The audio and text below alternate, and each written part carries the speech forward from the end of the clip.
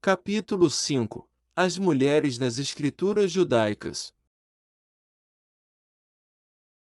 Bendito sejas tu, Eterno, nosso Deus, Rei do universo, que não me fizeste mulher. Ao escrever sobre a participação feminina na história das religiões e buscar causas históricas, culturais e sociais para o papel atribuído às mulheres como deusas e religiosas, seria impossível abordar todas as religiões existentes e as já extintas em um único livro. Ainda assim, a apresentação e análise global das primícias da história mitológica e religiosa nos capítulos anteriores, embora não tenha sido possível esgotar todo o assunto, nos deu uma base para compreender a formação do pensamento mítico e religioso que foi o alicerce e a principal influência das mais diversas religiões até os dias atuais. Partindo dessas premissas, o desenvolvimento deste livro, a partir de agora, será concentrado na participação feminina nos textos sagrados e nas práticas das religiões que mais influenciaram o mundo ocidental, o judaísmo e o cristianismo. Para entender a participação feminina na religião judaica, é necessário entender a sua origem na religião dos hebreus. Para auxiliar a interpretação, utilizarei como exemplo trechos que se encontram no chamado Antigo Testamento e que têm correspondência na Taná, a Bíblia hebraica. Taná é um acrônimo formado pelas primeiras letras de Torá, Neviim e Ketuvim. A Torá é também conhecida como Pentateuco, constituído pelos 5 primeiros livros da Bíblia: Gênesis, Êxodo, Levítico, Números e Deuteronômio. Neviim é o nome dado aos escritos dos profetas e Ketuvim refere-se aos demais escritos da Bíblia judaica. A diferença entre a Taná e o Antigo Testamento católico, além da divisão diferenciada dos livros, é que a versão católica contém os livros considerados pelos judeus como deuterocanônicos: Tobias, Judite, 1 Macabeus, 2 Macabeus, Sabedoria, Eclesiástico e Baruque, além de trechos de Ester e Daniel que não fazem parte da composição da Taná. A história do povo hebreu foi contada na Bíblia em livros que foram sendo escritos ao longo de séculos, por diversos autores, em relatos permeados de um acentuado conteúdo teológico. Segundo a Bíblia, o início da história hebraica, tradicionalmente, começa com a saga do patriarca Abraão que, por volta do século 20 a.C., saiu de Ur rumo a Canaã. Ela prossegue com seu neto Jacó, que foi chamado Israel, cujos filhos tornaram-se os ancestrais das 12 tribos, que migraram para o Egito em um período de fome. Escravizados no Egito, foram libertados por Moisés em torno do ano 1500 a.C. e rumaram para Canaã, onde se estabeleceram. Organizados de forma tribal, no início foram governados por juízes até que um rei foi escolhido para governar o povo, Saul, que foi sucedido pelos grandes reis, Davi e Salomão. Após a morte de Salomão, ocorreu a divisão das tribos em 2 reinos, Israel e Judá. O reino de Israel foi invadido pelos assírios e as 10 tribos do norte que o formavam desapareceram dos relatos bíblicos. As 2 tribos do sul, que formavam Judá, também sofreram invasões pelos babilônios e grande parte do povo foi a livros a partir de 586 a.C., ano em que o Templo de Jerusalém foi destruído. Libertados por Ciro, o rei da Pérsia, retornaram a Jerusalém, onde permaneceram ora livres, ora sob controle de outros povos, entre eles o Império Romano, que foi o responsável pela expulsão definitiva dos judeus de Jerusalém no ano 70 d.C.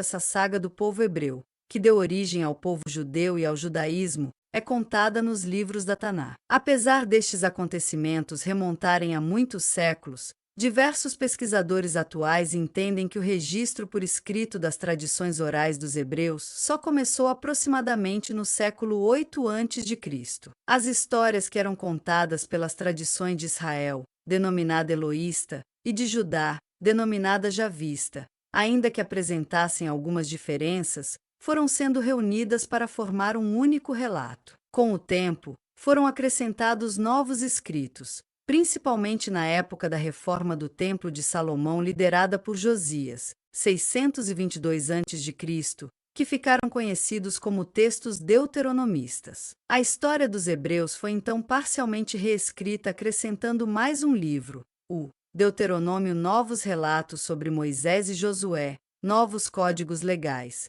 além de uma história sobre os reinos de Israel e Judá, nos livros de Samuel e Reis. No período do exílio na Babilônia, alguns sacerdotes reviram as narrativas e acrescentaram os livros Números e Levítico utilizando de material antigo, porém o adaptando a um povo que tinha perdido sua terra, seu templo e sua esperança. No século IV a.C., Esdras tornou-se o guardião da tradição e elevou a Torá acima dos demais escritos, sendo nomeada pela primeira vez como a Lei de Moisés, tornando-se finalmente escritura sagrada.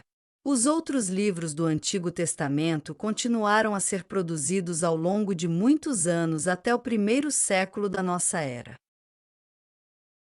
A partir do conhecimento da formação de parte da Bíblia, verificamos que ela foi escrita por vários autores e modificada várias vezes, durante um longo período, criando obstáculos à comprovação da sua historicidade. Os textos que tratam das leis, de tradição deuteronomista e sacerdotal, são posteriores a vários relatos da história do povo hebreu, dificultando que possamos verificar se os costumes e preceitos legais remontam realmente à época em que ocorreram os fatos ou são interpretações anacrônicas posteriores. Descobertas arqueológicas, durante muito tempo, foram utilizadas para comprovar que a Bíblia estava correta.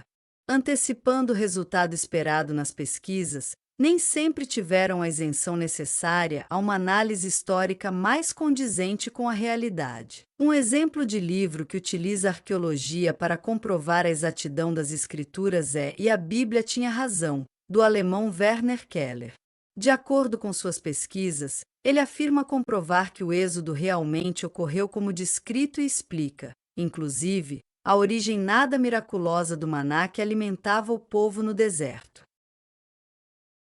Há realmente muitas escavações arqueológicas que comprovam a existência de cidades citadas na Bíblia e textos antigos que mencionam alguns dos seus personagens, mas não é possível afirmar, com absoluta certeza, que todos os relatos bíblicos ocorreram exatamente como foram descritos. Um dos motivos pelos quais os estudiosos bíblicos contestam que o Pentateuco ou Torá tenha sido escrito por Moisés é justamente porque o último deles, o Deuteronômio, descreve com precisão o momento e as circunstâncias em que ocorreu a morte do próprio Moisés. Os diferentes relatos da criação em Gênesis também são fatores determinantes para se crer que houve mais de um autor. A permanência do povo hebreu como escravos no Egito, na época de Ramsés II, no século 13 a.C., conforme se infere da narrativa do Êxodo, não é citada em nenhum dos diversos documentos da época. É o que afirmam Finkelstein e Silberman no livro A Bíblia Não Tinha Razão.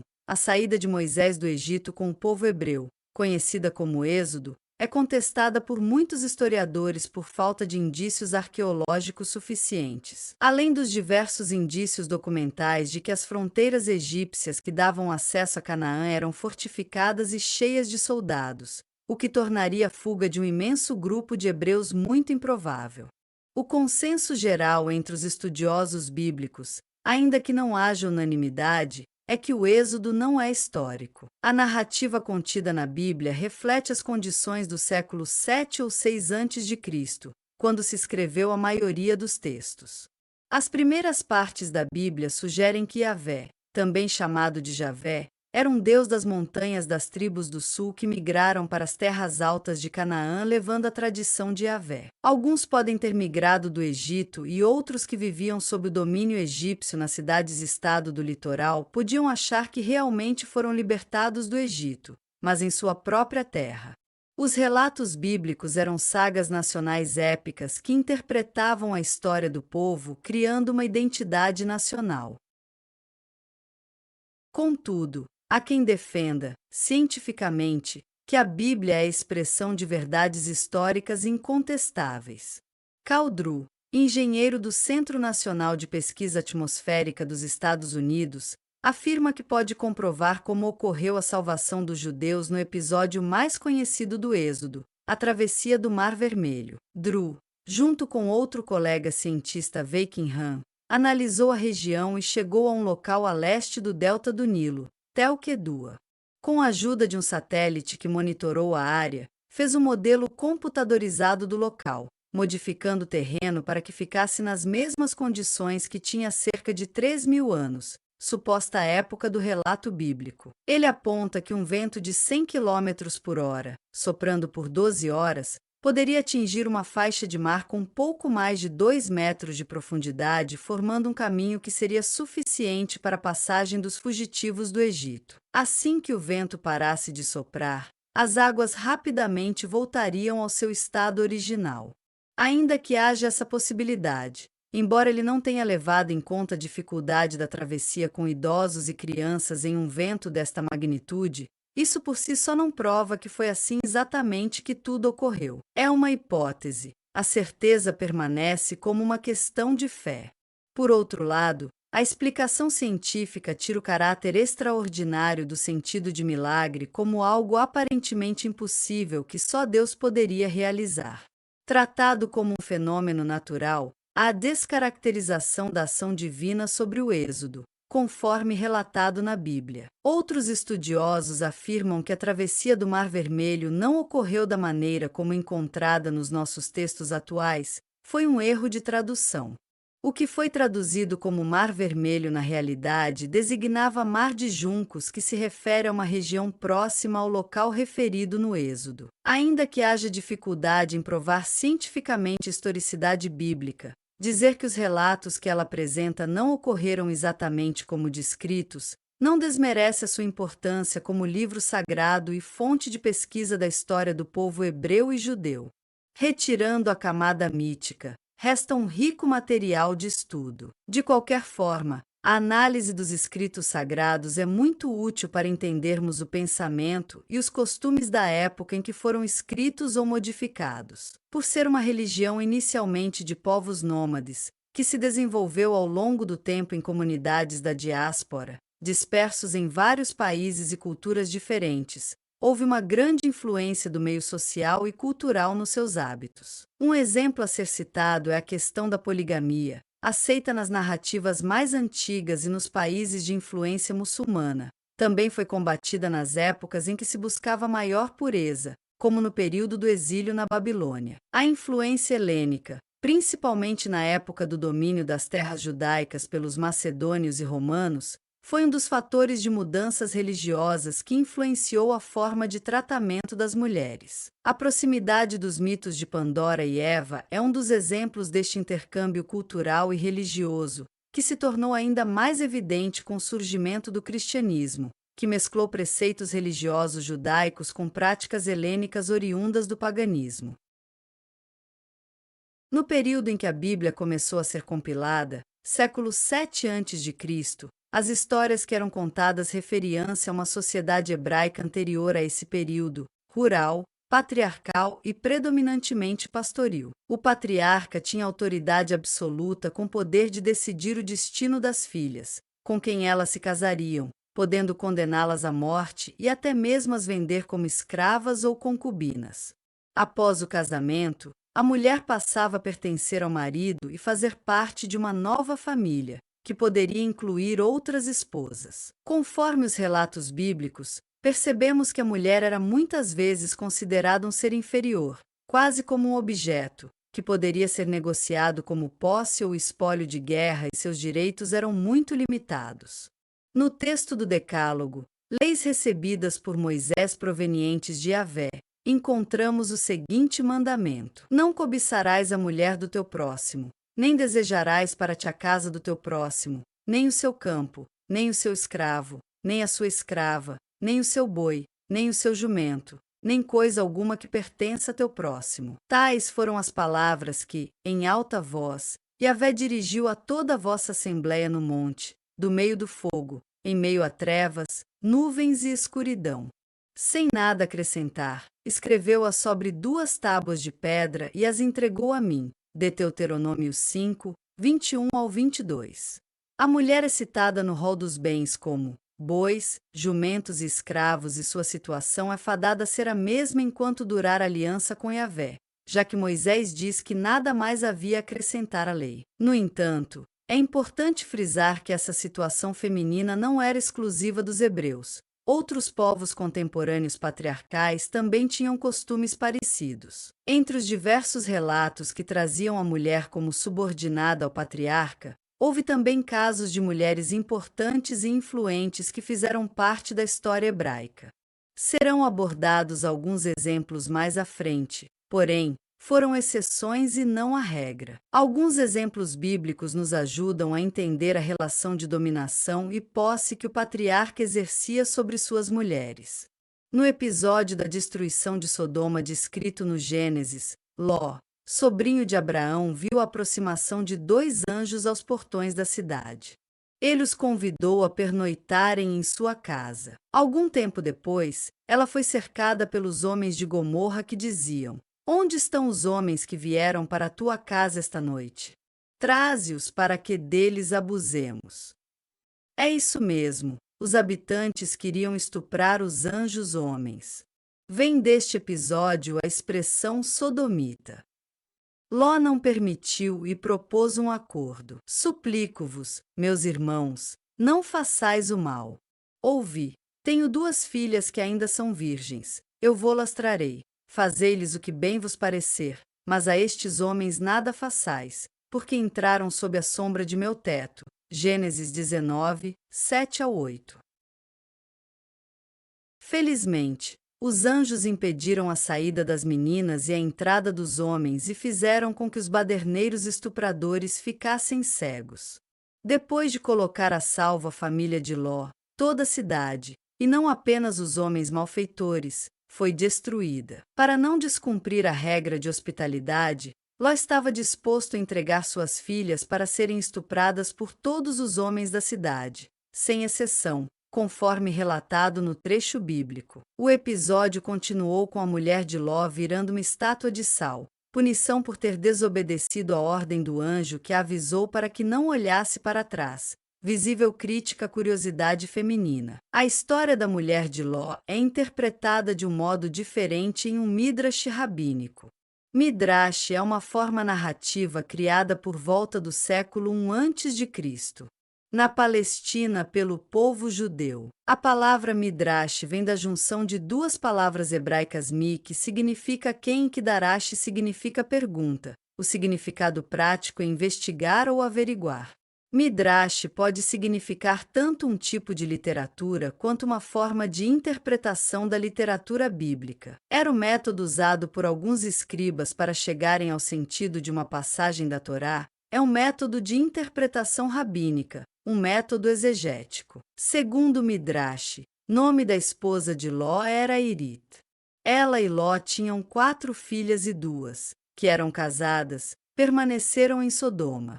Iri teve pena de suas filhas mais velhas que ficaram na cidade e por isso virou para ver se elas não tinham mudado de ideia, abandonado os maridos e o seguido. Por ter virado para Sodoma, como qualquer mãe preocupada faria, ela transformou-se em sal. Neste caso não foi a curiosidade, nem a desobediência que resultou na sua morte, e sim a piedade de uma mãe que não esqueceu suas filhas. Parece que alguns rabinos tiveram pena do fim trágico de Irit e interpretaram a história de uma maneira mais favorável a ela. Após a tragédia ocorrida com a esposa de Ló, ele pediu aos anjos que não destruíssem a cidade de Segor, onde ele se abrigou inicialmente com suas filhas. Após presenciar a destruição de Sodoma e Gomorra, ele temeu ficar na cidade e resolveu ir para uma caverna nas montanhas. As filhas de Ló, percebendo que estavam isoladas com o pai e pensando que não haveria outros homens que pudessem se unir a elas, arquitetaram um plano. A mais velha disse à mais nova: "Nosso pai é idoso e não há homem na terra que venha unir-se a nós, segundo o costume de todo mundo. Vem, façamos nosso pai beber vinho e deitemo-nos com ele. Assim suscitaremos uma descendência de nosso pai." Elas fizeram seu pai beber vinho e naquela noite a mais velha veio deitar-se junto de seu pai, que não percebeu nem quando ela se deitou, nem quando se levantou. No dia seguinte, a mais velha disse à mais nova: "Na noite passada eu dormi com meu pai. Façamo-lo beber vinho também nesta noite e vai deitar-te com ele." assim suscitaremos uma descendência de nosso pai. Elas fizeram seu pai beber vinho também naquela noite, e a menor deitou-se junto dele, que não percebeu nem quando ela se deitou, nem quando se levantou. As duas filhas de Ló ficaram grávidas de seu pai. A mais velha deu à luz um filho e o chamou Moabe. É o pai dos moabitas de hoje. A mais nova deu também à luz um filho e o chamou Benjamim. É o pai dos Beneamom de hoje. Gênesis 19, 31 ao 38.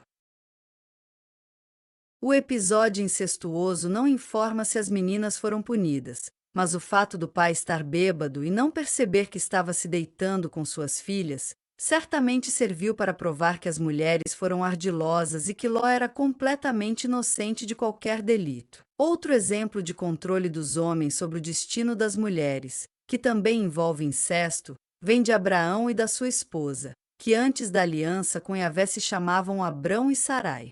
Yahvé havia feito um pacto com Abrão e lhe prometeu uma grande descendência. Ele deveria sair de sua terra com sua família e ir para Canaã. No caminho houve um período de fome e Abrão foi para o Egito. Quando estava chegando ao Egito, disse à sua mulher Sarai: Vê, eu sei que és uma mulher muito bela. Quando os egípcios te virem, dirão: É sua mulher e me matarão, deixando-te com vida. Dize, eu te peço, que és minha irmã, para que me tratem bem por causa de ti. Por tua causa, me conservem a vida. De fato, quando Abrão chegou ao Egito, os egípcios viram que a mulher era muito bela. Viram-na os oficiais de Faraó e gabaram-na junto dele, e a mulher foi levada para o palácio de Faraó. Este, por causa dela, tratou bem a Abrão. Ele veio a ter ovelhas, bois, jumentos, escravos, servas, jumentas e camelôs. Mas Yahvé feriu Faraó com grandes pragas, e também sua casa, por causa de Sarai, a mulher de Abrão. Faraó chamou Abrão e disse: Que me fizeste? Por que não me declaraste que ela era tua mulher? Porque disseste: Ela é minha irmã, de modo que eu a tomasse como mulher. Agora eis a tua mulher. Toma-a e vai-te. Gênesis 12, 11 ao 19. Abrão entregou sua esposa a outro homem para proteger a sua própria vida e recebeu compensações financeiras. Mas quem foi punido foi o Faraó, que não sabia de nada. Ser homem e aliado de Yahvé era garantia de benefícios. O episódio se repete, de forma bastante semelhante, no capítulo 20 do Gênesis. Abraão foi morar em Gerara e novamente pediu que sua esposa mentisse dizendo que era sua irmã. Abraão disse de sua mulher Sara: É minha irmã, e Abimeleque, rei de Gerara, mandou buscar Sara. Mas Deus visitou Abimeleque em sonho durante a noite, e lhe disse: Vais morrer por causa da mulher que tomaste, pois ela é uma mulher casada. Abimeleque, que ainda não tinha se aproximado dela, disse: Meu senhor, vais matar alguém inocente? Acaso não foi ele que me disse: É minha irmã, e ela mesma, não disse: É meu irmão? Foi com boa consciência e mãos puras que fiz isso. Deus lhe respondeu no sonho: Também eu sei que fizeste isso em boa consciência, e fui eu quem te impediu de pecar contra mim, não permitindo que a tocasses. Agora, devolve a mulher desse homem. Ele é profeta e intercederá por ti, para que vivas. Mas se não a devolveres, saibas que certamente morrerás, com todos os teus. Gênesis 20, 2 ao 7. Desta vez Sara, que já era muito idosa, porém, ainda desejável, foi protegida pela intervenção divina. Abraão então se justificou perante Abimeleque. Abraão respondeu: Eu disse para comigo: Certamente não haverá nenhum temor de Deus neste lugar, e me matarão por causa de minha mulher. Além disso, ela é realmente minha irmã, filha de meu pai, mas não filha de minha mãe, e tornou-se minha mulher. Então, quando Deus me fez andar errante longe de minha família, eu disse a ela: Eis o favor que me farás. Em todo lugar em que estivermos, dirás a meu respeito que eu sou teu irmão. Gênesis 20, 11 ao 13. Abraão confirmou a relação incestuosa e também que pediu a ela que mentisse sempre, negando ser sua esposa, para que ele fosse protegido. Abraão foi então recompensado pela ofensa. Abimeleque tomou ovelhas e bois, servos e servas e os deu a Abraão, e lhe devolveu sua mulher Sara. Disse ainda a Abimeleque: Eis que a minha terra está aberta diante de ti. Estabelece-te onde bem quiseres. A Sara, ele disse: Eis aqui 1000 siclos de prata que dou a teu irmão. Isto será para ti como véu lançado sobre os olhos de todos os que estão contigo. Gênesis 20,14 ao 16. Abraão recebeu dinheiro para eximir Sara da culpa de adultério e para que esquecesse a ofensa. Ele aceitou a oferta. Abraão intercedeu junto de Deus e Deus curou Abimeleque, sua mulher e seus servos, a fim de que pudessem ter filhos.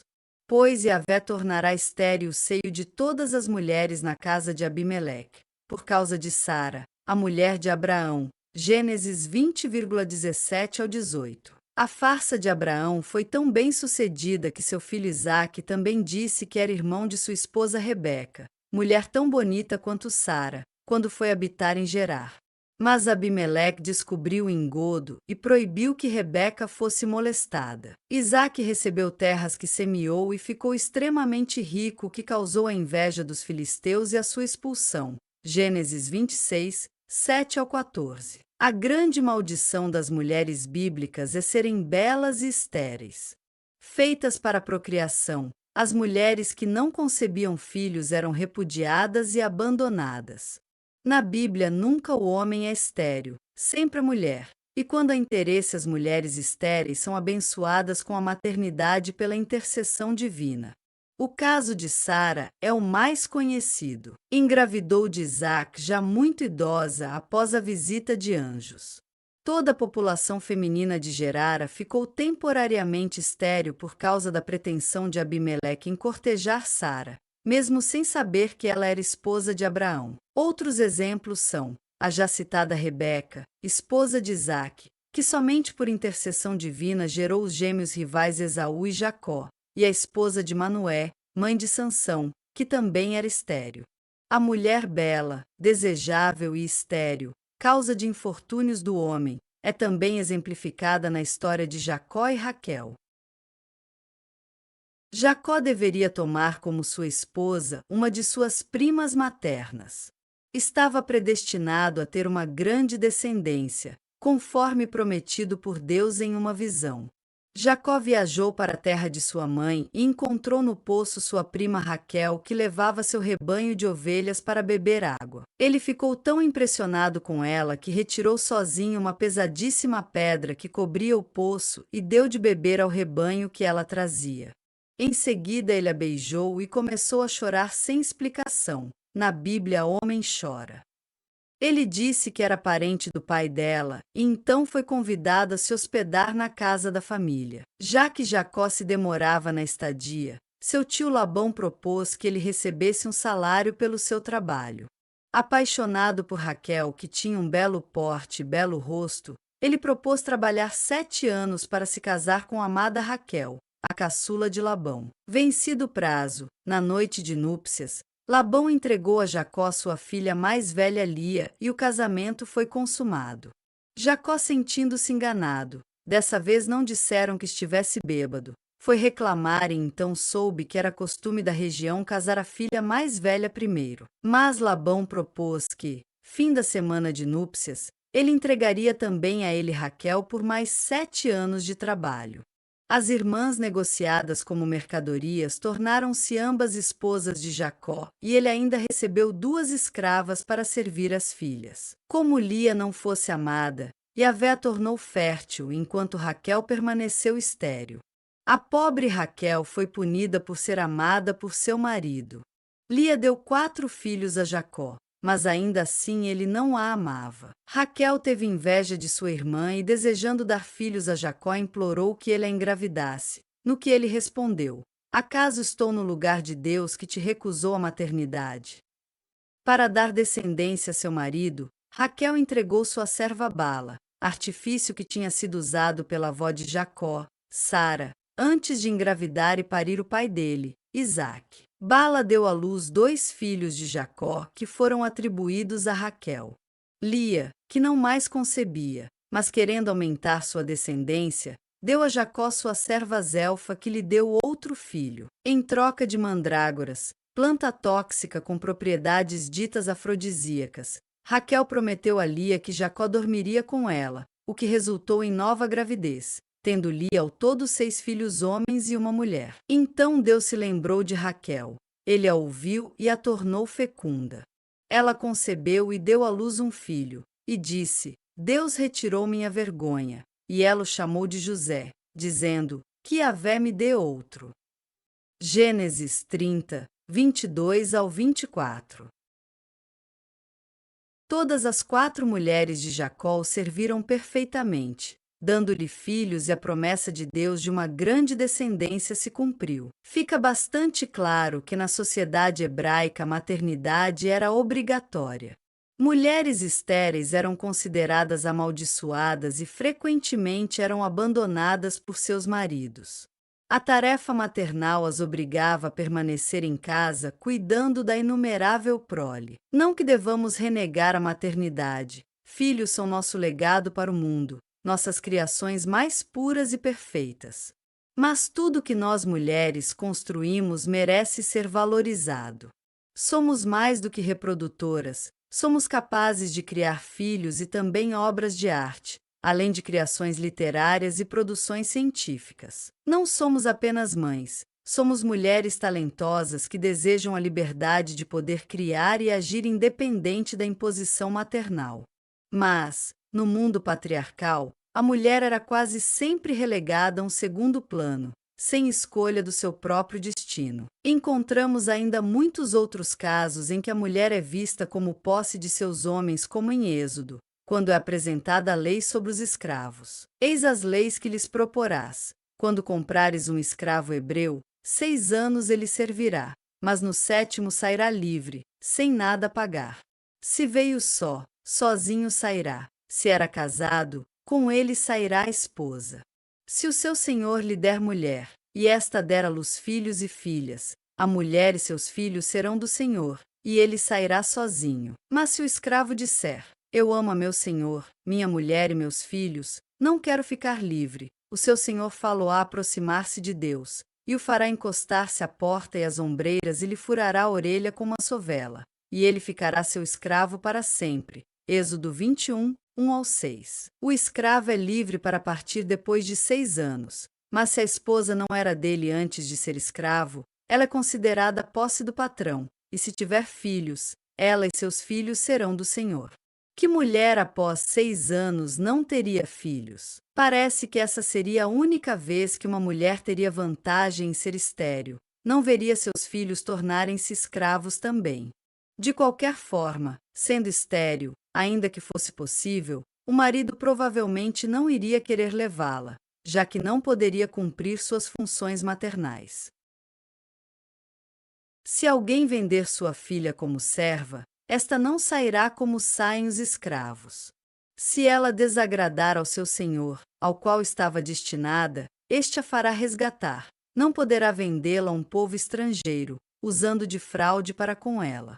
Se a destinar a seu filho, este a tratará segundo o costume em vigor para as filhas. Se tomar para si uma outra mulher, não diminuirá o alimento, nem a vestimenta, nem os direitos conjugais da primeira. Se a frustrar nessas 3 coisas, ela sairá sem pagar nada, sem dar dinheiro algum. Êxodo 21, 7 ao 11. A mulher não tinha direito à liberdade como os homens, após 6 anos, e o texto ainda ensina como vender sua filha como escrava. Apenas no caso dela desagradar o Senhor, ser dada ao filho e maltratada por este, quando tomasse outra esposa, ela seria libertada. Mas o que fazer com a liberdade uma ex-escrava indesejada? Quais seriam suas opções? O pai a vendeu. Provavelmente se tornaria prostituta. Outro relato impressionante de mulheres tratadas como posse é encontrado no livro de Números. Moisés estava em guerra com os madianitas. Fizeram a guerra contra Madian, conforme Yahvé ordenara a Moisés, e mataram todos os varões.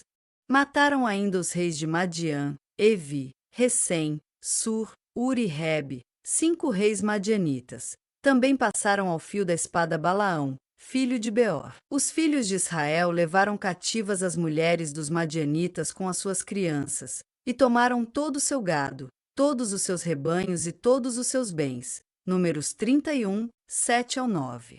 Mulheres e crianças tiveram o mesmo tratamento do gado. Mas Moisés não ficou satisfeito com o espólio da guerra. Disse-lhes: por que deixastes com vida todas essas mulheres? Foram elas que, por conselho de Balaão, se tornaram para os filhos de Israel a causa de infidelidade a Yahvé, no caso de Fegor. Daí a praga que veio sobre toda a comunidade de Yahvé. Matai, portanto, todas as crianças do sexo masculino. Matai também todas as mulheres que conheceram varão, coabitando com ele. Não conserveis com vida senão as meninas que ainda não coabitaram com o homem, e elas serão vossas. Número 31, 15-18. As mulheres impuras, que não eram virgens, foram culpadas pela praga que recaiu sobre Israel, e os meninos inocentes também foram mortos. Mas as virgens foram poupadas, apenas para serem entregues aos soldados de Moisés. Difícil a sina das mulheres e crianças hebreias naquela época. No livro de Juízes, Caleb ofereceu a própria filha como prêmio a quem vencesse a guerra. Juízes 1-12. Não há como negar que os homens também sofriam com as guerras, mas a diferença de tratamento é inequívoca. Houve, no entanto, um caso em que um pai se arrependeu de ter feito uma promessa de guerra ao seu Deus, ainda que a tenha cumprido. Jefté, citado como filho de uma prostituta que vivia rodeado de bandidos, fez um voto a Yahvé de que se vencesse os amonitas, aquele que saísse primeiro da porta da sua casa, quando ele voltasse, seria oferecido como sacrifício. Isso mesmo, sacrifício humano. Eis que Jefté foi vencedor e retornou são e salvo, sendo recebido por sua única filha. Logo que a viu, rasgou as suas vestes e bradou: ai! Ai! Filha minha! Tu me prostraste em angústia. Tu estás entre os que fazem a minha desgraça. Fiz um voto a Yahvé e não posso recuar. Então ela lhe respondeu: meu pai, tu assumiste esse compromisso com Yahvé. Trata-me, pois, segundo o que prometeste, porque Yahvé concordou em te vingar de teus inimigos, os amonitas. Depois ela disse a seu pai: concede-me apenas isto, deixa-me ir por 2 meses. Irei errando pelos montes, com as minhas amigas, lamentarei a minha virgindade. Vai, disse-lhe ele. E deixou-a ir por 2 meses. Ela se foi, portanto, com suas amigas, e lamentou a sua virgindade pelos montes. Decorridos os 2 meses, retornou a seu pai, e ele cumpriu o voto que fizera. Ela não conhecera varão. Procede daí este costume em Israel. De ano em ano, as filhas de Israel saem 4 dias a lamentar sobre a filha de Jefté, o Galaadita. Juízes 11, 35-40. O pai acusou a filha de ter sido a sua desgraça por ter que cumprir a promessa que ele fez. A garota aceitou, não sem antes lamentar que morreria virgem. O pai assassinou a própria filha e o lamento da moça virou tradição em Israel. Apesar da preocupação que encontramos na Bíblia em relação à virgindade da mulher antes do casamento e de encontrarmos severas regras de comportamento sexual, há no Antigo Testamento as mais variadas práticas relacionadas à moralidade sexual. No início da história dos Hebreus, quando a organização social era patriarcal, tribal e pastoril, as práticas sexuais receberam muitas influências dos cultos de fertilidade pagãos. Principalmente em relação aos homens, havia certa liberdade sexual. Vimos que a poligamia e o concubinato eram aceitáveis e bastante comuns. O primeiro polígamo de que se teve notícia na Bíblia foi Lameque, descendente de Caim, que teve 2 esposas simultâneas, Ada e Sela. Abraão teve inicialmente uma esposa Sara, que entregou a própria escrava como concubina ao marido. Após a morte de sua primeira esposa, Abraão casou-se novamente com Cetura e teve ainda outras concubinas. Gênesis 25, 1 ao 6. Os netos de Abraão, Esaú e Jacó, também foram polígamos. Jacó, como vimos, teve 2 esposas e 2 concubinas. Sempre que um homem fazia uma aliança com Deus, como foi o caso de Abraão e Jacó, uma grande descendência era parte da promessa. Várias mulheres eram a garantia de que haveria vários herdeiros que dariam continuidade ao pacto divino de adoração de um único Deus. Portanto, não é de se estranhar que os homens tivessem várias esposas. Filhos eram muito importantes para sociedades pastores e agrárias, pois significavam mão de obra para auxiliar os pais na velhice e garantia de farta produção. As mulheres, quando casavam, passavam a fazer parte da família do marido, e esse é um dos motivos pelo qual os filhos homens eram valorizados. Davam prosseguimento ao clã do pai. A fertilidade feminina era primordial, mas também esperava-se que os filhos tivessem descendência. O sexo não era visto como pecado, muito pelo contrário. Ser rico era ter terras, um bom rebanho e muitos filhos, era ser abençoado por Deus. Quando os homens casados morriam sem ter descendentes, a viúva era entregue ao irmão do falecido e os filhos desta união eram considerados descendência do primeiro marido, costume conhecido como levirato. Encontramos um exemplo interessante na história de Judá e Tamar. Jacó, que foi casado com Lia e Raquel, teve 12 filhos e uma filha. Depois de anos de esterilidade e rivalidade com sua irmã, Raquel morreu dando à luz Benjamim, o 12º filho homem de Jacó. Por ter feito uma aliança com Yahvé, o nome de Jacó foi modificado para Israel.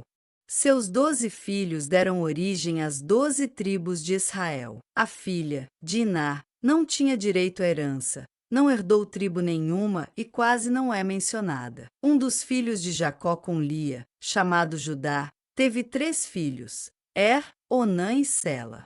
O primeiro casou-se com Tamar, mas morreu sem deixar descendentes.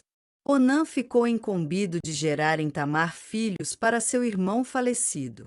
Eis o que aconteceu. Entretanto, Onã sabia que a posteridade não seria sua e, cada vez que se unia à mulher de seu irmão, derramava por terra para não dar uma posteridade a seu irmão.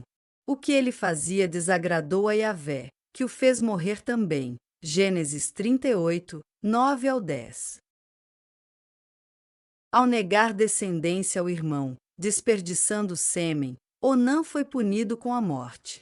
Tamar então foi mandada de volta para a casa dos pais, onde deveria guardar Sela crescer até a idade suficiente para gerar descendentes. Mas passado muito tempo, Judá não cumpriu a promessa e Tamar permanecia viúva e sem filhos. Quando ela soube que seu sogro, agora viúvo, estava na região para tosquear suas ovelhas, Tamar se disfarçou de prostituta, manteve relações sexuais com o sogro, sem que ele percebesse. Pergunta: homens bíblicos serão todos míopes? E pediu como pagamento objetos pessoais dele. Passados 3 meses, Judá recebeu a notícia que ela estava grávida. Tua nora Tamar prostituiu-se e está grávida por causa de sua má conduta. Então Judá ordenou: tirai-a fora e seja queimada viva. Quando a agarraram, ela mandou dizer a seu sogro: estou grávida do homem a quem pertence isto. Reconhece a quem pertencem este selo, este cordão e este cajado. Judá os reconheceu e disse: ela é mais justa do que eu, porquanto não lhe dei meu filho Sela. Gênesis 38, 24 ao 26. Tamar gerou descendentes a por intermédio do pai dele, Judá, e ainda escapou de ser queimada viva. Um caso chocante de estupro é narrado no livro Juízes em um relato semelhante ao ocorrido com Ló em Sodoma. Um homem da tribo dos levitas, que havia sido abandonado pela concubina, foi buscá-la na casa do pai. Na viagem de volta, ao anoitecer, foi recebido como hóspede na casa de um senhor, mas aconteceu um tumulto. Enquanto assim se reanimavam, eis que surgem alguns vagabundos da cidade, fazendo tumulto ao redor da casa e, batendo na porta com golpes seguidos, diziam ao velho, dono da casa: faze sair o homem que está contigo, para que o conheçamos. Então o dono da casa saiu e lhes disse: não, irmãos meus, rogo-vos, não pratiqueis um crime. Uma vez que este homem entrou em minha casa, não pratiqueis tal infâmia. Aqui está minha filha, que é virgem. Eu a entrego a vós. Abusai dela e fazei o que vos aprouver, mas não pratiqueis para com este homem uma tal infâmia. Não quiseram ouvi-lo. Então o homem tomou a sua concubina e a levou para fora. Eles a conheceram e abusaram dela toda a noite até de manhã, e, ao raiar a aurora, deixaram-na.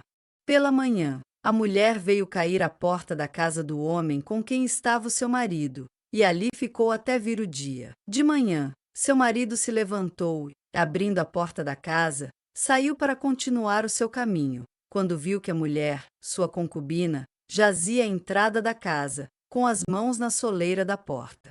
Levanta-te, disse-lhe, e partamos. Não houve resposta. Então ele a colocou sobre o seu jumento e se pôs a caminho de casa. Ao chegar, apanhou um cutelo e, pegando a concubina, a retalhou, membro por membro, em 12 pedaços, e os remeteu a todo o território de Israel. Juízes 19, 22 ao 29. A palavra conhecer na Bíblia muitas vezes é um eufemismo para manter relações sexuais. Neste relato, observamos que mais uma vez a lei da hospitalidade foi mais importante do que a segurança das mulheres da família. A pobre concubina estuprada e abandonada para morrer teve seu corpo esquartejado para provar a iniquidade dos homens de Gabaá, conforme o relato do Gênesis 3:16. No qual Eva é punida e obrigada a ser dominada pelo marido. A sina das mulheres hebreias foi de sofrimento e submissão. Sempre a culpa da Eva. Entretanto, no período dos patriarcas, algumas mulheres destacaram-se por não serem submissas e demonstrarem liderança. Sara, a esposa de Abraão, pediu que o marido expulsasse a concubina Agar e seu filho Ismael para que não tomasse o direito de progenitura de Isaque, filho dela, com Abraão. Ao consultar Yahvé para saber se deveria obedecer à esposa, Abraão obteve a seguinte resposta: Deus lhe disse: não te lastimes por causa da criança e de tua serva. Tudo que Sara te pedir, concede-o, porque é por Isaque que uma descendência perpetuará o teu nome. Gênesis 21 ao 12. Yahvé mandou que Abraão se submetesse aos desejos de Sara, porque ela era responsável pela sua principal descendência. Agar, a concubina, foi abandonada no deserto para morrer, mas foi salva pela ação de um anjo. Ela era mãe de Ismael, e Deus também faria dele o patriarca de um grande povo que hoje é conhecido como muçulmano. A esperta esposa de Isaque, Rebeca, enganou o marido para que seu filho preferido, Jacó, conseguisse tomar o direito de progenitura de Esaú e recebesse a bênção antes do pai morrer. Como já estivesse velho e quase cego, Isaque pediu ao filho mais velho que fosse à caça e lhe fizesse uma boa refeição para que ele o abençoasse como seu herdeiro antes de morrer. Ouvindo isso, Rebeca arquitetou um astucioso plano. Rebeca tomou as mais belas roupas de Esaú, seu filho mais velho, que tinha em casa, e com elas revestiu Jacó, seu filho mais novo. Com a pele dos cabritos ela lhe cobriu os braços e a parte lisa do pescoço. Depois colocou o prato e o pão que preparara nas mãos de seu filho Jacó. Jacó foi a seu pai e disse: Meu pai. Este respondeu: Sim. Quem és tu, meu filho? Jacó disse a seu pai: Sou Esaú, teu primogênito. Fiz o que me ordenaste. Levanta-te, por favor, assenta-te e come de minha caça, a fim de que tua alma me abençoe. Isaque disse a Jacó: Como a encontraste depressa, meu filho? E ele respondeu: É que Yahvé teu Deus me foi propício. Isaque disse a Jacó: Aproxima-te, pois, para que te apalpe, meu filho, para saber se és ou não meu filho Esaú.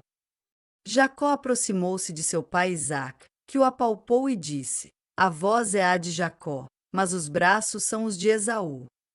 Ele não o reconheceu porque seus braços estavam peludos como os de Esaú, seu irmão, e ele o abençoou. Gênesis 27, 15 ao 23. Esaú ficou furioso quando soube que havia sido preterido por Jacó e o jurou de morte.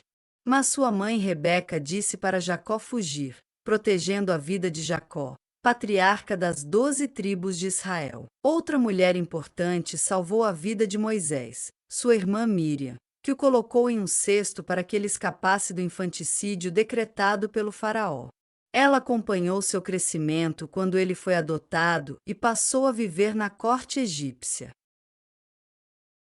Mas de todas as mulheres hebreias, houve ao menos uma que representou importante função política: Débora. Ela era juíza e profetisa, mesmo sendo casada. Os israelitas a procuravam para obter justiça. Ela recebeu uma revelação divina pelo dom da profecia e mandou chamar Baraque para que este reunisse um exército e atacasse Sísara, chefe do exército inimigo. Baraque lhe respondeu: Se tu vieres comigo, eu irei, mas se não vieres comigo, não irei, porque não sei em que dia o anjo de Yahvé me fará bem-sucedido. Irei, pois, contigo, disse ele. Porém, no caminho que seguires, a honra da vitória não será tua, porque é nas mãos de uma mulher que Yahvé entregará Sísara. Juízes 4,8 ao 9. Débora participou da batalha e Sísara foi derrotado.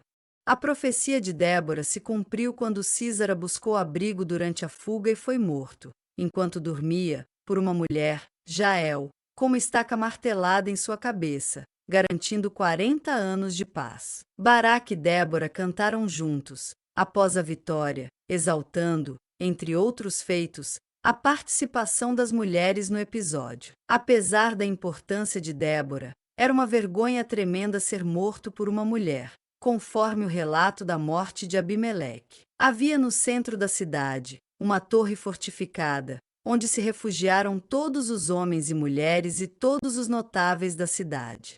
Tendo fechado a porta atrás de si, subiram ao terraço da torre. Abimeleque aproximou-se da torre e a atacou. Ao chegar perto da porta da torre para lhe atear fogo, uma mulher atirou-lhe uma mó de moinho sobre a cabeça e lhe quebrou o crânio. Então ele chamou logo o moço que lhe carregava as armas e lhe disse: Toma a tua espada e mata-me, para que não se diga de mim, foi uma mulher que o matou. O seu escudeiro traspassou-o, e ele morreu. Quando os homens de Israel viram que Abimeleque estava morto, foram-se cada um para sua casa. Assim Deus fez recair sobre Abimeleque o mal que ele tinha feito a seu pai massacrando seus 70 irmãos. Juízes 9, 51 ao 56. A mulher de Tebes foi instrumento da vingança de Yahvé. Aos poucos, houve mudanças na sociedade israelita, que foi se tornando mais cosmopolita, abandonando a vida nômade para se fixar nas cidades. O sistema de governo organizado pelos juízes de cada localidade foi substituído pela monarquia.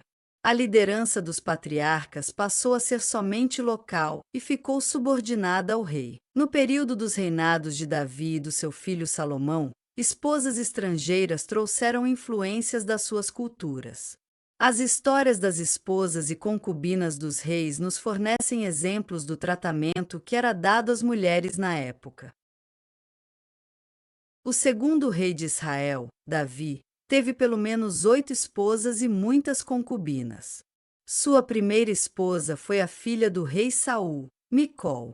A proposta de casamento era para ser uma cilada para prejudicar Davi, mas Micol acabou se apaixonando por ele. Uma das condições para merecer o casamento era Davi vencer uma batalha e trazer como troféu 100 prepúcios dos inimigos mortos.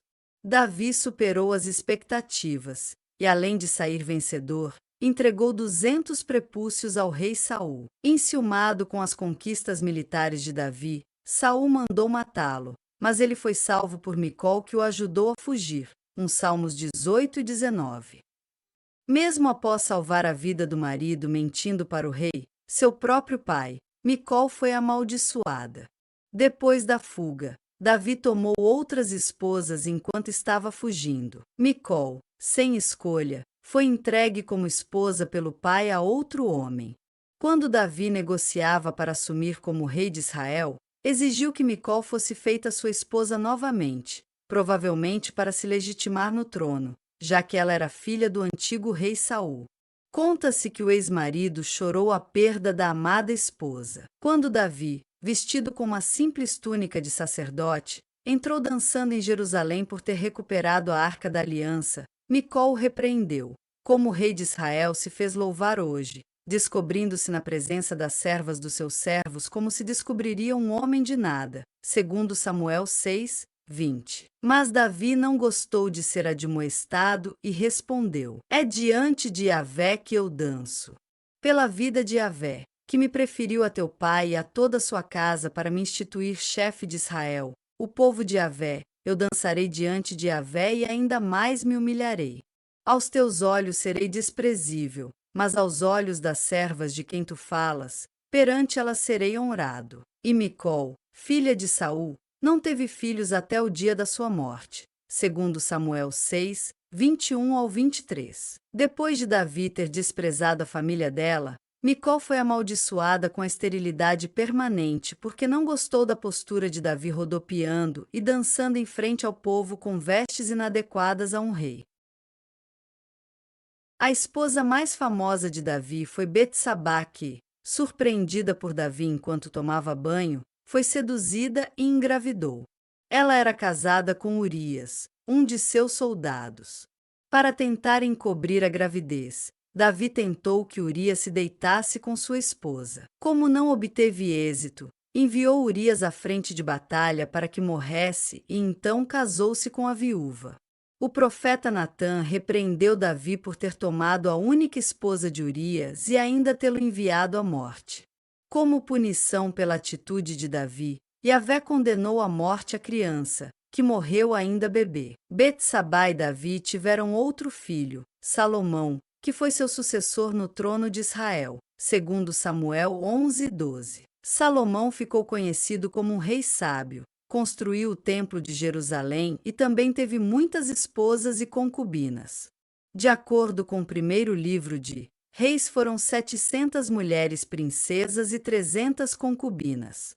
Apesar de ser um homem tão sábio, conta-se que ele teria sido induzido pelas suas mulheres estrangeiras a adorar seus deuses. A quebra da promessa de adorar apenas Yahvé despertou a ira divina e Salomão teve sua descendência condenada à divisão, o que se cumpriu no cisma que aconteceu no reino após a sua morte. Os filhos de Salomão desentenderam-se e acabaram dividindo as tribos em dois reinos, Israel ao norte e Judá ao sul.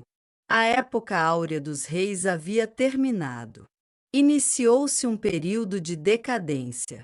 O reino de Israel foi invadido e dizimado pelos assírios em 722 a.C. e o reino de Judá se tornou vassalo do Egito. No ano 622 a.C., o rei de Judá, Josias, começou a realizar uma grande reforma no templo de Salomão. Durante os trabalhos, o sumo sacerdote Alquias alegou ter encontrado um pergaminho que continha Sefer Torah, o livro da lei, que seria a verdadeira lei que Moisés teria recebido no Monte Sinai. Grande parte dos estudiosos concorda que o pergaminho continha a primeira versão do livro. Deuteronômio, porém, não era um documento antigo. Antes do século 8 a.C., não havia o costume de escrever os ensinamentos, porque a tradição era que fossem repassados oralmente. O livro encontrado teria sido uma criação nova dos deuteronomistas que adaptaram documentos antigos para adequar as prescrições de Moisés à situação atual. A mudança da tradição oral para a escrita foi um choque porque a lei, que foi apresentada como antiga, na realidade, continha muitas inovações. Ao ouvir o conteúdo do livro, o rei Josias ficou muito preocupado porque nem ele, nem seus antepassados obedeciam às leis contidas no livro e isso poderia atrair a ira divina, fato que demonstra que realmente havia muitas leis novas no texto. Josias consultou a profetisa Uda, que era considerada, assim como os demais profetas, alguém que ouvia Yahvé e transmitia seus ensinos e vontades. Uda transmitiu uma mensagem de ameaças de Yahvé ao povo que não vinha cumprindo as leis que estavam escritas no livro que eles haviam encontrado, e além disso continuavam adorando outros deuses. Temendo a ira divina, Josias iniciou grandes mudanças para adequação às leis. Tirou do templo todos os ídolos, inclusive do culto a Zerá, que era comum na época, aboliu a prostituição sagrada no templo e centralizou e unificou o culto. Os deuteronomistas reformaram fontes e documentos antigos para criar uma nova tradição mais adequada à situação atual. Editaram as narrativas javistas e eloístas, criando novas histórias sobre Moisés, Josué e os reis de Israel, além de acrescentar o novo livro do Deuteronômio. Os deuteronomistas fizeram do judaísmo uma religião do livro. Para as mulheres, algumas mudanças foram boas, como doação de parte da produção agrícola para órfãos e viúvas, proteção da herança das mulheres abandonadas pelos maridos e a proibição do estupro das prisioneiras de guerra. Mas a teologia dos deuteronomistas muitas vezes era cruel e agressiva, como foi no caso da prescrição de morte para filhos e filhas desobedientes. A virgindade tornou-se fundamental. Se uma moça fosse acusada pelo marido de não ser virgem, seguia-se a seguinte prescrição. Contudo, se a denúncia for verdadeira, se não acharem as provas da virgindade da jovem, levarão a jovem até a porta da casa do seu pai e os homens da cidade apedrejarão até que morra, pois ela cometeu uma infâmia em Israel, desonrando a casa do seu pai. Deste modo extirparás o mal do teu meio. Daniel 22, 20-21. Uma virgem que fosse estuprada na cidade deveria ser morta por não ter gritado suficientemente alto para se proteger. Se a jovem fosse violentada no campo, onde não poderia pedir socorro, então não seria punida, mas, de qualquer forma, teria perdido a sua virtude. Em relação ao adultério, a pena era igualitária. Homem e mulher adúlteros deveriam ser apedrejados até a morte. Ao homem era permitido divorciar-se da esposa, mas se a divorciada casasse com outro homem, o antigo marido não poderia reatar com ela, se enviuvasse, porque seria considerada impura. As reformas de Josias não foram totalmente implementadas, pois foram interrompidas pela sua morte em batalha contra o Egito. O reino de Judá foi invadido em 597 a.C. por Nabucodonosor, rei da Babilônia. O rei de Judá, Joaquim, sua corte, seus exércitos e grande parte da população foram levados.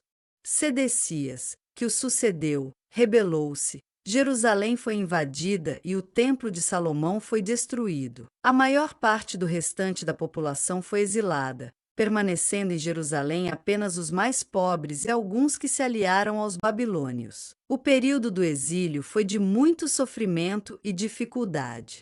O livro das Lamentações relata mulheres cozinhando os próprios filhos para comer. Lamentações 4, 10-11. A destruição do templo e o exílio foram considerados castigos divinos por não terem os judeus cumprido rigorosamente as leis.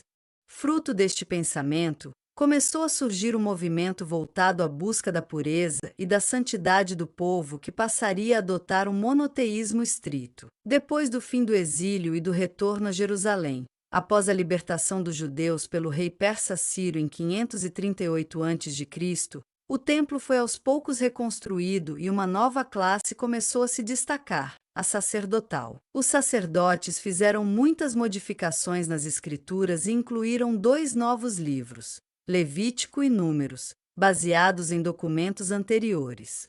Um deles era o Código da Santidade, que prescrevia que o povo deveria ser santo, porque Yahvé era o santo de Israel. O Levítico prescreveu normas detalhadas sobre sacrifício, alimentação, vida sexual, cultural e cultual. Para a nova classe sacerdotal, a morte era considerada impura e o sangue foi relacionado à impureza. Como as mulheres menstruavam, foram consideradas impuras por natureza e afastadas dos cultos e práticas do templo. Nas prescrições do Levítico, a mulher que dava à luz deveria se purificar por 40 dias, se o filho fosse menino, ou 70 dias se fosse uma menina. Após o período, ela deveria fazer um ritual de purificação entregando ao sacerdote, que estaria na entrada da tenda para impedir que ela entrasse, um animal para que ele fizesse por ela um sacrifício de purificação. A mulher menstruada não podia tocar em nada, pois tudo que ela tocava ficava impuro, fossem pessoas ou objetos. As regras sexuais também se tornaram rígidas e detalhadas com proibição de incesto, homossexualismo, fazer sexo com animais, etc. Em vários casos era prescrita a pena de morte para o descumprimento das normas. Os sacerdotes foram proibidos de casar com prostitutas. Caso a filha de um sacerdote se prostituísse, seria queimada viva. Ao menos o livro Números prescrevia que, se um homem morresse sem deixar filhos homens, sua filha ficaria com a herança paterna. Nos livros dos profetas, que eram considerados os reveladores da vontade de Deus e guardiões da pureza monoteísta, encontramos textos misóginos que consideram as mulheres culpadas pelas mazelas do povo. Alguns dos muitos exemplos encontram-se no livro de Esdras, que culpou as mulheres estrangeiras pelo fato do povo ter sido infiel a Deus. Para se retratarem da ofensa, os homens resolveram expulsá-las todas, junto com seus filhos. Esdras 10, 2-3. Neemias bateu, amaldiçoou e arrancou os cabelos de judeus que tinham casado com estrangeiras. Neemias 13, 25-27. Deus mandou o profeta Oséias casar com uma prostituta sagrada para que ele sentisse como era ser traído e humilhado, do mesmo modo que seu povo escolhido traía, adorando outros deuses por influência de suas mulheres. Oséias 1, 2. A história dos profetas que mais nos interessa, no entanto, é a do profeta Elias, que combateu o culto de Baal, defendido pela esposa do rei Acabe, Jezabel. Para compreender o contexto é importante, primeiro, esclarecermos quem eram e o que representavam os deuses Baal e Yahvé. A história do povo de Israel é repleta de guerras, conquistas e invasões que provocaram um intenso intercâmbio cultural e religioso entre hebreus, egípcios, cananeus, assírios, babilônios e outros povos da região. Em geral, os politeístas assimilavam bem novos deuses em seu panteão, sempre que conquistavam um novo território. Cada povo tinha seu deus particular e os cultos mesclavam-se com influências recíprocas, atualizações e adaptações de mitos, realizando um sincretismo de crenças.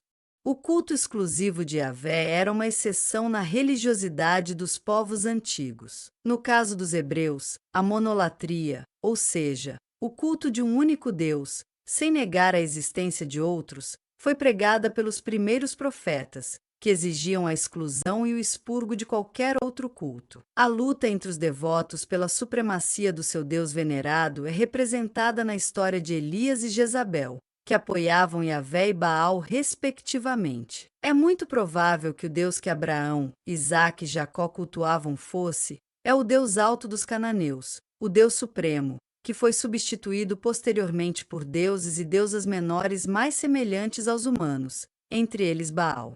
Algumas evidências encontram-se na própria Bíblia. Para Abrão, ele era conhecido como El, Shaddai, o Deus da montanha, era também chamado de El, Elion, Deus Altíssimo.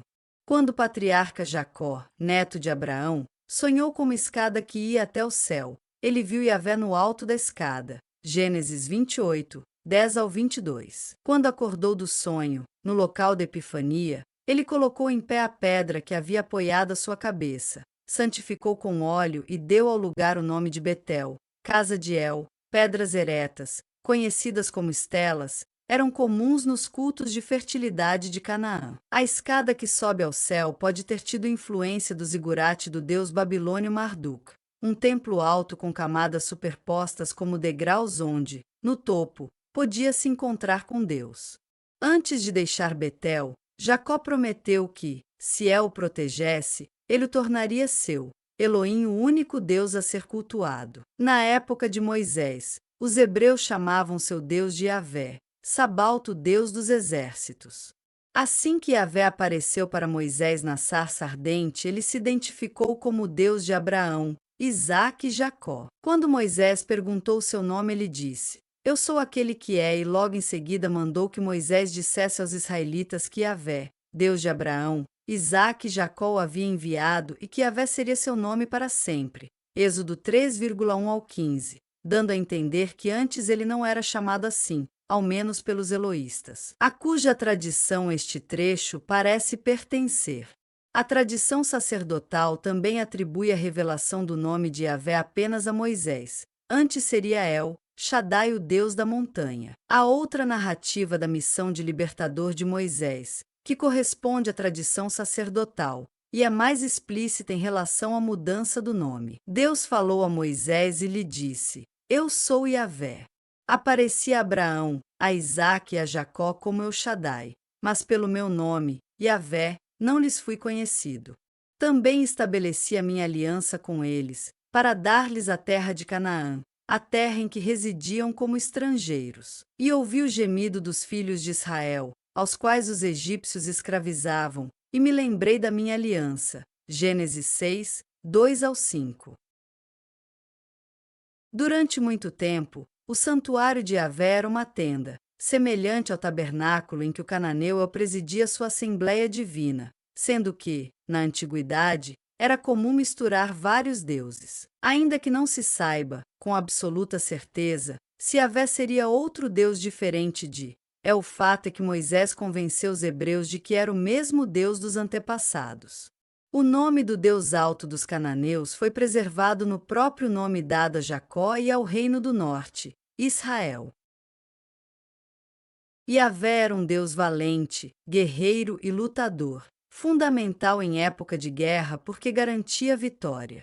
No entanto, durante séculos, o povo hebreu continuou a adorar o casal divino cananeu Baal e Anat, sua esposa e irmã, por serem deuses que traziam fertilidade ao solo e prosperidade ao povo. Azerá, a esposa de Eu, rainha do céu, também tinha seu culto entre os hebreus.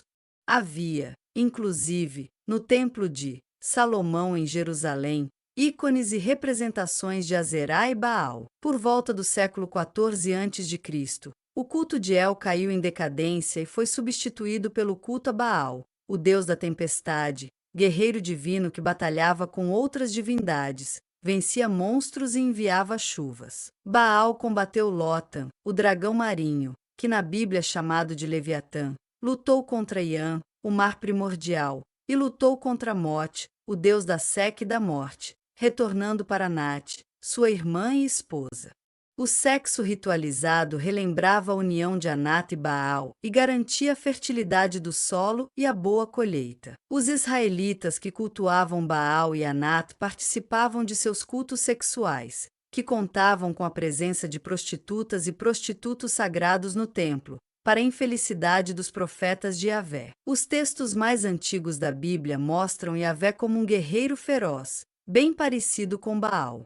Encontramos, nos Salmos, peripécias semelhantes às de Baal, porém, atribuídas a Yahvé. Tu, porém, ó Deus, és meu rei desde a origem, quem opera libertações pela terra. Tu dividiste o mar com teu poder, quebraste as cabeças dos monstros das águas. Tu esmagaste as cabeças do Leviatã dando como alimento às feras selvagens. Tu abriste fontes e torrentes, tu fizeste secar rios inesgotáveis. Salmo 74, 12 ao 15. O perigo do culto de Yahvé acabar absorvido pelo paganismo popular era constante e agravou-se na segunda metade do século IX a.C. Em 869 a.C., o rei Acab, 874-74, ascendeu ao trono de Israel casando-se com Jezabel, uma princesa fenícia, pagã fervorosa que fomentou o culto a Baal e a Zerá.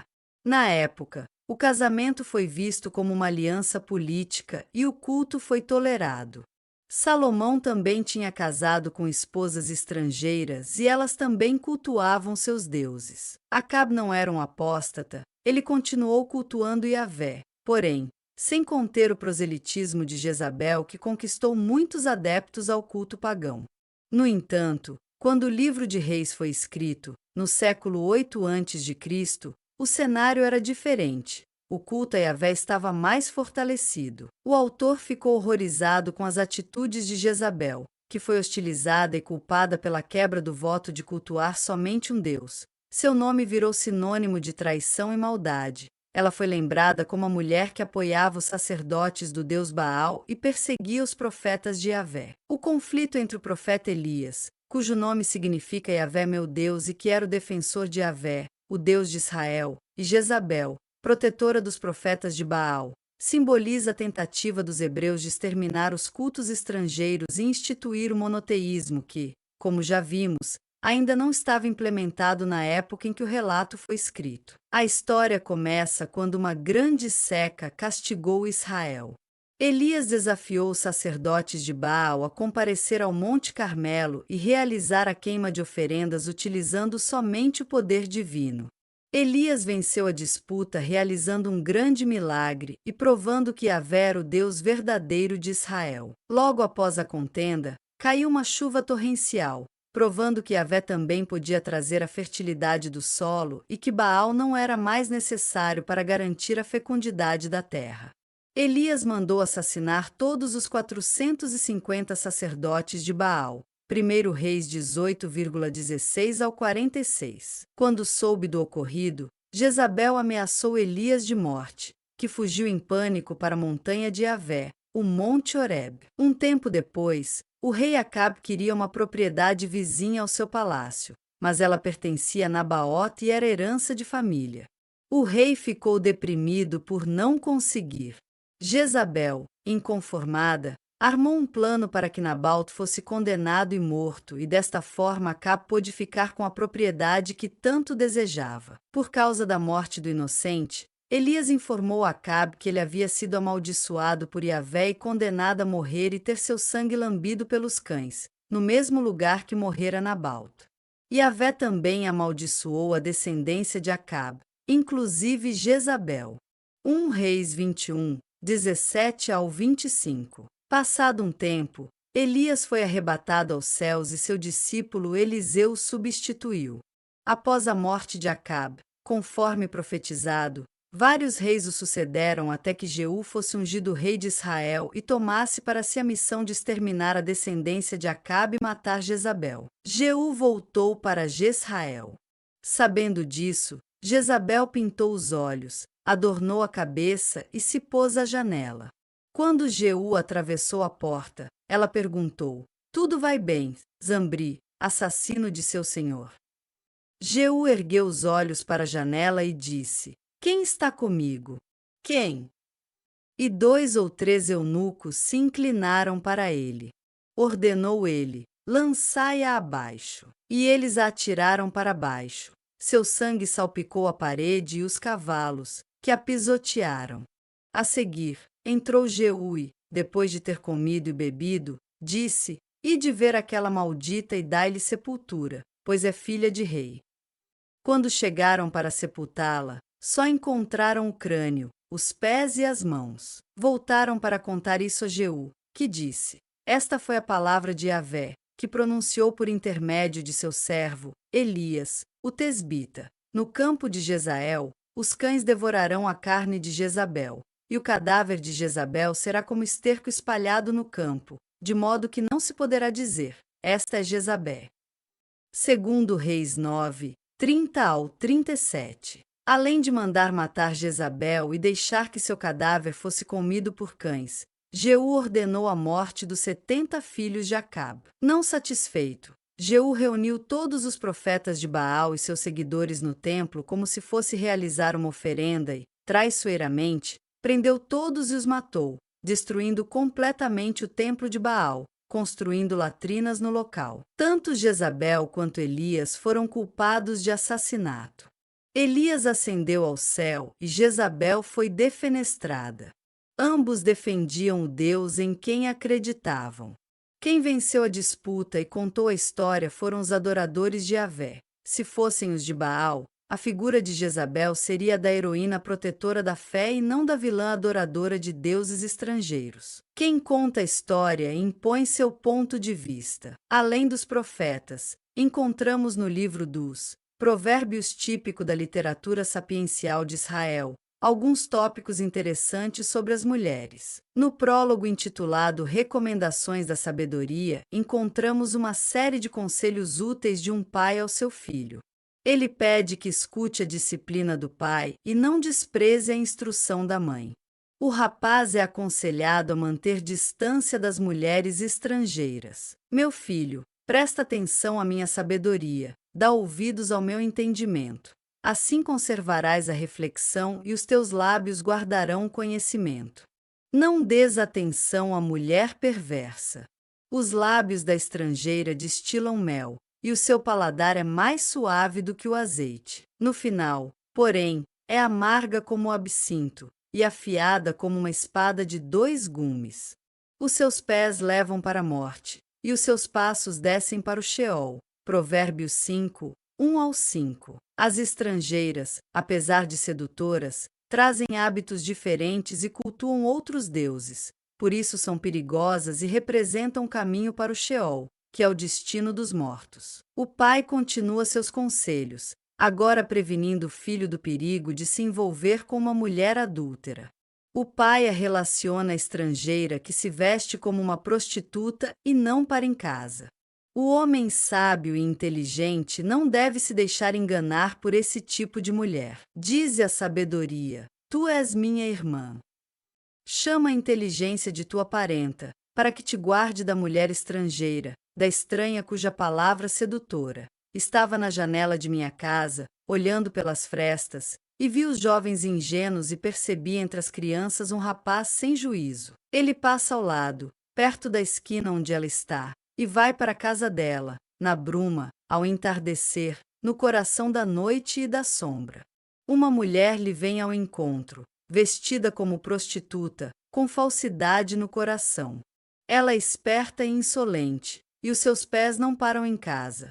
Ora está na rua, ora está na praça, espreitando todas as esquinas. Ela o agarra e o beija, e depois diz de modo sério: ofereci um sacrifício de comunhão, porque hoje cumpro meu voto. Por isso saí ao teu encontro, ansiosa por ver-te, e te encontrei. Cobri a cama de colchas, de tecidos bordados, estendi lençóis do Egito. Perfumei o quarto com mirra, aloés e cinamomo. Vem, embriaguemo-nos com carícias até o romper do dia, saciemo-nos com amores. Pois o meu marido não está em casa, ele fez longa viagem, levou a bolsa com dinheiro e não voltará até a lua cheia. Com tantos discursos o apanha, e o atrai com lábios lisonjeiros. O infeliz corre atrás dela, como o boi vai ao matadouro, como o estulto ao castigo do pelourinho, até que uma flecha lhe atinja o lado, como o pássaro que voa para a armadilha, sem saber que perderá a vida. Provérbios 7, 1 ao 23. Na parte dos provérbios que é atribuída a Salomão, capítulo 10 a 22, encontramos alguns poucos aforismos que falam das mulheres, como por exemplo: um anel de ouro no focinho de um porco é a mulher formosa sem bom senso. Melhor é morar no canto de um teto do que morar junto com uma mulher briguenta. Para um homem que tinha centenas de mulheres, parece que ele tinha bem pouco a dizer sobre elas. Na parte intitulada Provérbios Numéricos, encontramos alguns comentários ácidos sobre as mulheres. Há 3 coisas que me ultrapassam, e uma quarta que não compreendo: o caminho da águia no céu, o caminho da serpente na rocha, o caminho da nave no mar, o caminho do homem com a donzela. Assim procede a adúltera: come, limpa a boca e diz: eu não fiz nada de mal. Por 3 coisas treme a terra, e a quarta não pode suportar: o servo que chega a ser rei, o louco farto de pão, a moça antipática que encontra marido, e a serva que herda da patroa. Provérbios 30, 18 ao 23. O livro dos Provérbios é encerrado com um poema alfabético que forma, na língua original, um acróstico com as letras do alfabeto hebraico. Ele é conhecido por demonstrar as características ideais da mulher virtuosa e valorizado como um padrão a ser seguido pelas mulheres até os dias atuais. A perfeita dona de casa. Quem encontrará a mulher de valor? Vale muito mais do que pérolas. Nela confia o seu marido, e a ele não faltam riquezas. Traz-lhe a felicidade, não há desgraça, todos os dias de sua vida. Adquire a lã e o linho, e trabalha com mãos hábeis. É como a nave mercante, que importa de longe o grão. Noite ainda, se levanta, para alimentar os criados. E dá ordens às criadas. Examina um terreno e o compra. Com o que ganha com as mãos, planta uma vinha. Cinge a cintura com firmeza e emprega a força dos braços. Sabe que os negócios vão bem, e de noite sua lâmpada não se apaga. Lança a mão ao fuso, e os dedos pegam a roca. Estende a mão ao pobre, e ajuda o indigente. Se neva, não teme pela casa, porque todos os criados vestem roupas forradas. Tece roupas para o seu uso, e veste-se de linho e púrpura. Na praça o seu marido é respeitado, quando está entre os anciãos da cidade. Tece panos para vender, e negocia cinturões. Está vestida de força e dignidade, e sorri diante do futuro. Abre a boca com sabedoria, e sua língua ensina com bondade. Vigia o comportamento dos criados, e não come pão no ócio. Seus filhos levantam-se para saudá-la, seu marido canta-lhe louvores. Muitas mulheres ajuntaram riquezas, tu, porém, ultrapassas a todas. Enganosa é a graça, fugaz a formosura. A mulher que teme a Yahvé merece louvor. Dai-lhe parte do fruto de suas mãos, e nas portas louvem nas suas obras. Provérbios 31, 10-31. Como a maneira que cada um compreende o que é ser uma mulher virtuosa varia, há concordâncias e discordâncias sobre o texto. Quem escreveu esse texto não foi uma mulher. Se fosse, talvez a perspectiva fosse diferente. O mundo muda e com ele os costumes. Sem desmerecer as mulheres que trabalham nas suas casas, cuidando das suas famílias e que merecem todo respeito e admiração, penso se é justo pautarmos nossas condutas exclusivamente em um texto escrito há milênios em um contexto completamente diferente do nosso atual. É provável que no início deste capítulo houvesse, por sua parte, alguma reserva em concordar que nem tudo na Bíblia pode ser considerado verdadeiro. Historicamente, nem tudo aconteceu exatamente como relatado. Após acompanhar uma série de relatos, algumas vezes brutais, relativos ao tratamento das mulheres nas Escrituras, talvez você esteja mudando de ideia ou até torcendo para que aquele trecho em si seja falso ou mal interpretado. É difícil lidar com certas verdades inconvenientes. Atualmente, muitos historiadores, e até mesmo religiosos, concordam que nem tudo que está nos textos do Antigo Testamento é fato, mas houve um tempo em que estes relatos eram motivo de orgulho para o povo hebreu, que contava sua história repleta de lutas e dificuldades, e por isso essas narrativas fazem parte das Escrituras sagradas. Não podemos transportar essas histórias para o nosso tempo sem entender o contexto em que aconteceram, assim como não podemos utilizá-las para os dias atuais sem os devidos filtros das mudanças que ocorreram desde aquela época até os dias de hoje. O objetivo deste estudo não é causar revolta, mas levar à reflexão. Devemos evitar que exemplos de um passado remoto e relatos mitológicos sejam reproduzidos, tornando-se verdades incontestáveis, que a religião seja fator de repressão feminina, de perda de direitos e punição por não concordar com ideias religiosas ou comportamentos oriundos delas. Devemos entender a Bíblia como fonte de entendimento da história, da cultura e da moral hebraica, judaica e cristã, mas não como guia infalível e última palavra nas nossas decisões. É preciso reconhecer os erros e valorizar os acertos e aplicá-los no mundo atual. Desmistificar a Bíblia é possibilitar o seu entendimento de forma a compreender que é um livro escrito por seres muito humanos, que não deve ser desprezado, por conter ensinamentos preciosos para nossa reflexão, mas que não deve ter interpretação literal sem um acurado exame da adequação de seus exemplos na sociedade atual.